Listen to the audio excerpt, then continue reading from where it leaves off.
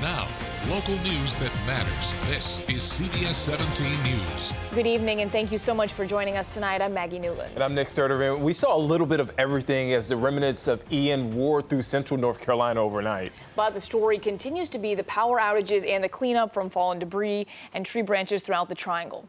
CBS 17's Mariah Ellis caught up with crews who still have a very busy weekend ahead. Downtown, Mariah Ellis, CBS 17 News.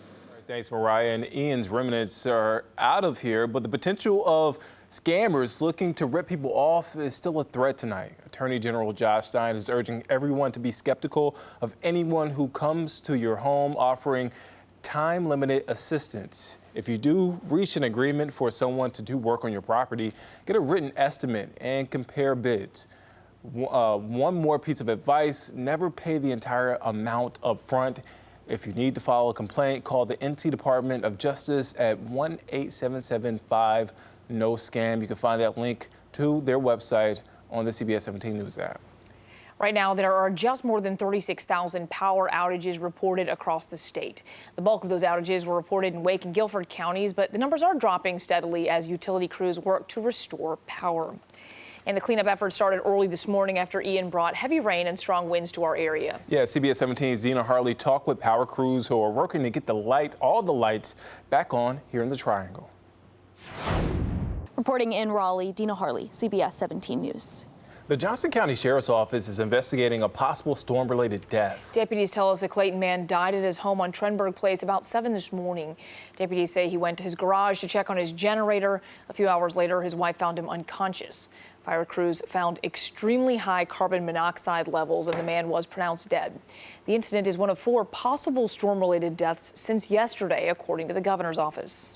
A 25-year-old man was killed in Johnston County when his vehicle hydroplaned and collided with another vehicle on Raleigh Road. And while this happened during the storm, state troopers say speed was a factor in this crash. Over in Martin County, a 22-year-old man drowned after his truck crashed into a swamp overnight. And weather may have played a role in a deadly crash on Covered Bridge Road in Clayton.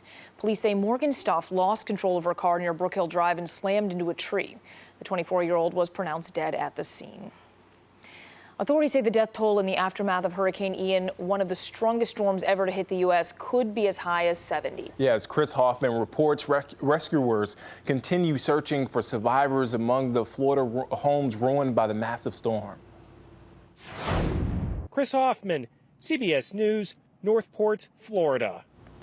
And damage from Ian stretched beyond the Triangle in central North Carolina overnight.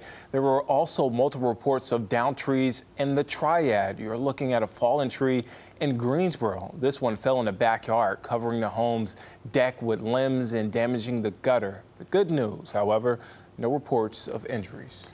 Ian's impact on our state not only prompted some school districts to cancel school Friday, but to change their football schedules as well. Many teams in the Triangle in central North Carolina moved games that were scheduled for Friday night to Thursday instead. And that means JV squads played their game a day earlier on Wednesday. Fayetteville State played that night as well. It also forced some events to make adjustments heading into the weekend. Yeah, the show must go on in the city of Oaks for the International Bluegrass Music Association Festival. CBS 17's Haley Fixler takes us to the final days of festivities. They moved it inside in 2015, and they have fun no matter where they have it, though. Yeah, it looks like a great event. Absolutely, yeah, and at least the weather cooperated a little bit more today.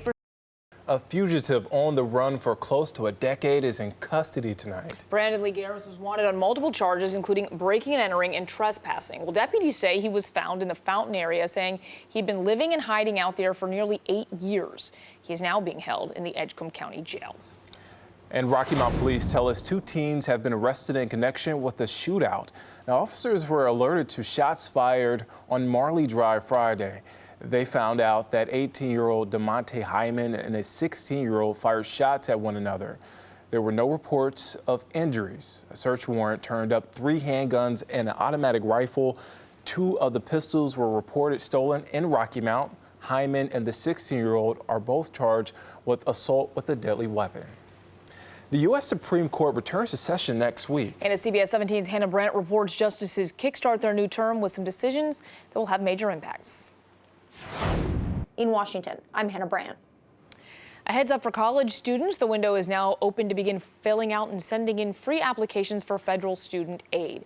FAFSA will take your financial information and send it to the schools listed on your application to determine whether you qualify for federal help to pay for college. The application is also used to determine eligibility for other federal student aid programs like work-study loans, as well as state and school aid. And of course, the big story for it today was just how cloudy and cool it was. Cumberland County leaders urge everyone to exercise caution in the aftermath of post-tropical cyclone Ian. That tops our 3 things to know tonight. Authorities continue to assess damage after Ian passed through with dangerous wind gusts and heavy rain. The county also warns people to be cautious and to report any instances of potential price gouging. If anyone offers to do repair work on your home or property, it's a good idea to do some homework first by checking with the Better Business Bureau and getting a written estimate before agreeing to anything. And grim reports out of Florida days after Ian made landfall there as a Category 4 hurricane. There are at least 76 deaths, and that number is expected to climb in the hours and days ahead. The U.S. Coast Guard says federal, state, and local authorities have also rescued about 4,000 people as teams continue to look for survivors. The American Red Cross says about 10,000 people remain in Florida shelters. Just awful video out of Southwest Florida. And Ian's impact on the Triangle prompted some live events to make some adjustments heading into the weekend.